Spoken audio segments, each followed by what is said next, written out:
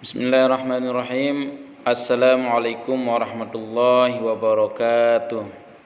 Alhamdulillahirabbil alamin. Rabbi shrah li sadri wa yassir li amri wahlul 'uqdatam min lisani yafqahu qawli. Allahumma sallimna Ramadan wa sallimna ilal muslimin wal muslimat. Alhamdulillahirabbil alamin. Apa kabar anak-anak? Alhamdulillah pada hari ini kita bisa bertemu kembali di pelajaran Pawan, yaitu pelajaran SKI, yang mana pada hari ini insyaallah kita akan bahas tentang Nabi Muhammad SAW berdakwah. Nah, nanti diharapkan anak-anak di sini mengetahui siapa saja setelah belajar hari ini, siapa saja yang pertama kali masuk Islam. Yang kedua, nama-nama sahabat yang masuk Islam. Terus yang ketiga, nanti adalah targetnya harus anak-anak mengetahui nama surah yang turun setelah Rasulullah SAW disuruh untuk berdakwah secara terang-terangan. Yang ketiga, nanti di sini siapa saja pamannya Rasulullah SAW yang menentangnya ya dalam berdakwah. Tapi sebelum kita mulai, mari kita berdoa dulu. Semoga ilmu yang kita pelajari hari ini bermanfaat, ya, menjadi ilmu yang menjadi jariah untuk kedua orang tua kita semuanya, ya. Berdoa mulai. Bismillahirrahmanirrahim. Alhamdulillahirabbil alamin. Betul, amin. Doa selesai. Ya, anak-anak, meskipun puasa kita harus tetap semangat. Kenapa? Segala sesuatu yang kita lakukan pada bulan Ramadan itu dengan tujuan yang baik, maka Allah akan melipat gandakan dengan yang lebih baik. Maka dari itu untuk anak-anakku tetap semangat untuk belajar, ya. Jangan gara-gara puasa nanti alasannya seperti ini ya. Oke. Ya. Lanjut ke materi ya. Nabi Muhammad SAW berdakwah. Nah, di sini setelah Rasulullah SAW menerima wahyu yang kedua, yaitu apa? Yaitu surah Al-Muddatsir ayat 1 sampai 7. Nah, Rasulullah SAW ini mulai berdakwah. Namun beliau berdakwah itu secara diam-diam, sembunyi dan terbatas hanya kepada siapa? Kepada keluarganya beliau saja, ya, dan sahabat-sahabat beliau yang terdekat. Nah, kenapa demikian? Nanti kalau pertanyaannya seperti ini, kenapa Rasulullah SAW berdakwah secara sembunyi-sembunyi? Nah, nanti jawabannya ini, hal itu dilakukan oleh Nabi Muhammad SAW agar masyarakat Mekah tidak kaget, ya, dan menolak, ya. Karena kenapa? Mereka sudah terbiasa menyembah berhala. Nah, apabila dakwah dilakukan secara terang-terangan, di sini mereka tentu akan menolaknya. Kenapa? Kebiasaannya orang-orang orang-orang Arab itu dulu berhala maupun yang lain, ya, patung itu disembah sama dia. Nah, maka Rasulullah secara pelan-pelan dulu, ya, bertahap, sembunyi-sembunyi, yaitu di kalangan keluarga dulu, baru sahabatnya.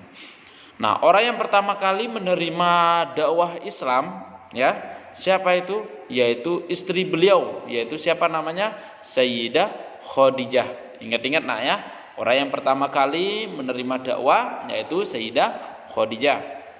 Nah, istrinya beliau, ya, ia adalah wanita yang paling pertama memeluk agama Islam. Nah, baru disusul siapa? Sepupunya Rasulullah, yaitu siapa? Sayyidina Ali bin Abi Thalib. Ingat-ingat ya. Setelah itu Sayyidina Ali bin Abi Thalib saat itu umurnya berapa beliau? Umurnya Sayyidina Ali yaitu umur 10 tahun. Nah, satu-satunya yang termuda saat itu, ya. Pemuda muslim yang pertama masuk Islam. Nanti kalau pertanyaannya siapakah pemuda muslim yang pertama masuk Islam? Jawabannya adalah Sayyidina Ali bin Abi Thalib. Nah, terus siapa berikutnya? Orang berikutnya yang masuk Islam adalah siapa? Abu Bakar As-Siddiq. Nah, itu sahabat karibnya Rasulullah. Nah, sejak masa kanak-kanak, Abu Bakar As-Siddiq itu juga berhasil mengajak siapa? Mengajak beberapa temannya. Abu Bakar As-Siddiq itu setelah beliau masuk Islam, Abu Bakar As-Siddiq itu mengajak temannya untuk masuk Islam. Siapa saja itu? Yang pertama ya Utsman bin Affan. Nah, ini khalifah yang ketiga nanti ya.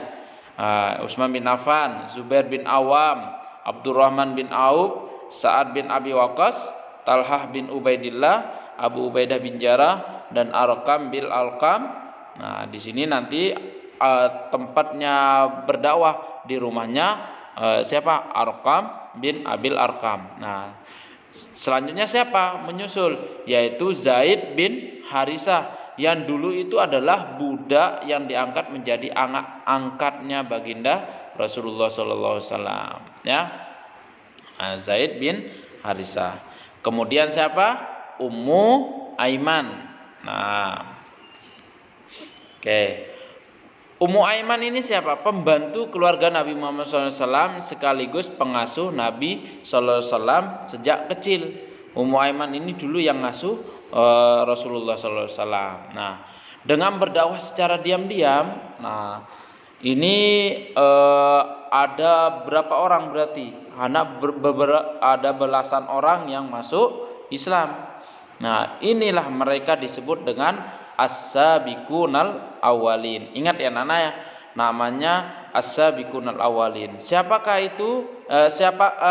Apakah arti as-sabiqunal awwalin? Yaitu artinya orang yang pertama kali memeluk agama Islam. Nah, nanti di garis bawahin anak-anak ya. Tadi lupa Pak Wan, dibuka paketnya halaman 112 sampai dengan 114. Nah, as-sabiqunal awwalin artinya orang yang pertama kali memeluk agama Islam. Mereka mendapat pengajaran agama Islam langsung dari baginda Rasulullah Sallallahu Alaihi Wasallam. Di mana? Nah, tempatnya adalah, ingat namanya di rumahnya Arqam bil Abil Arqam. Ingat-ingat tempatnya ya. Nah, Nabi Muhammad SAW menjalankan dakwah secara diam-diam ini selama 3 tahun. Ingat nak ya, ini Rasulullah SAW secara sembunyi-sembunyi selama 3 tahun berdakwahnya. Nah, ya, secara diam-diam 3 tahun. Nah, setelah itu kemudian turun perintah Allah untuk menjalankan dakwah secara terang-terangan, yaitu dalam surah apa? Surah Al-Hijr ayat 96. Nanti ingat-ingat nah ya, biasanya keluar surah Al-Hijr menerangkan tentang apa? Nah, nanti biasanya soal ujiannya seperti itu. Nanti jawabannya adalah menerangkan bahwa Rasulullah SAW diperintahkan untuk berdakwah secara terang-terangan. Nanti pertanyaannya adalah biasanya berapa tahun Rasulullah SAW berdakwah secara sembunyi-sembunyi atau diam-diam? Jawabannya 3 tahun. Nah, selanjutnya turun surah Al-Hijr ayat 94 untuk berdakwah secara terang-terangan ya. Nah, Nabi Muhammad SAW ya itu melaksanakan perintah ini mula-mula ia mengundang siapa? Kerabat dan beberapa orang-orang yang terpandang, orang-orang pimpinan dari suku Quraisy.